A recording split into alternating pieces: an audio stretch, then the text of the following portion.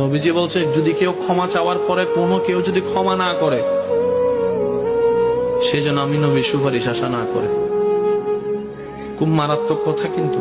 সেজন্য নবীজি বলছেন, হে আমার উম্মত, যা জামিলা হয়েছে, যার সাথে হয়েছে, তুমি ক্ষমা করে দাও, তুমি ক্ষমা করে দাও।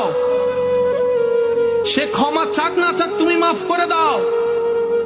তুমি যদি মাফ করলে তোমার ইজ্জতের কমতি হয়, আমি মুস্তাফা থেকে হাসরের ময়দানে তোমার ইজ্জত বুঝে নিও। বিশ্বাস করেন, প্রতিশোধের যতটুকু শান্তি, তার চাইতে বড় শান্তি হচ্ছে মাফ করে দেওয়া। আমাকেও বলার দরকার নাই, কাউকে শোনানোর দরকার নাই। আপনার জীবনের সবচেয়ে বড় শত্রু যে ইনডোর হোক, আউটডোর হোক, ঘরের হোক, বাহির হোক, যার সাথে আপনার বনেও না, যার সাথে চেহারা দেখতে ইচ্ছে করে না, এরকম কেউ থাকলে শুধু মনে মনে আমার দিকে তাকাই হলো কথাটা রাখার জন্য, শুধু মনে মনে বলেন, যা তোরে মাফ করে দিলাম। দেখবেন আপনার মনে এটা কেমন যেন একটা শান্তি লাগা শুরু করবে। বিশ্বাস করেন ভাই, রাগ, হিংসা, অহংকার এগুলো শয়তানের জিনিস। এগুলা নিয়ে কেউ শান্তিতে থাকতে পারে নাই।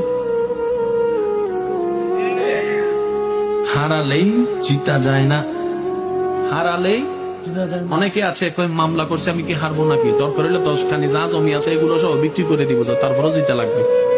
আপনি 10 খানি জায়গা শেষ করে আপনি জিতে গেলেন, এবার আপনার আছে কি? এবার আপনার ছেলে মেয়েরাই তো আপনার 14 গোষ্ঠী দোয়াই ফেলবে। বাস্তব যেটা সেটা বলেন না রে ভাইয়া। তো সেজন্য আল্লাহর ওয়াস্তে নবীর সুন্নত হচ্ছে জীবনের শান্তিতে থাকার সবচেয়ে গুড ওয়ে। আল্লাহ পাক আমাদের সবাইকে বুঝার তৌফিক দেন।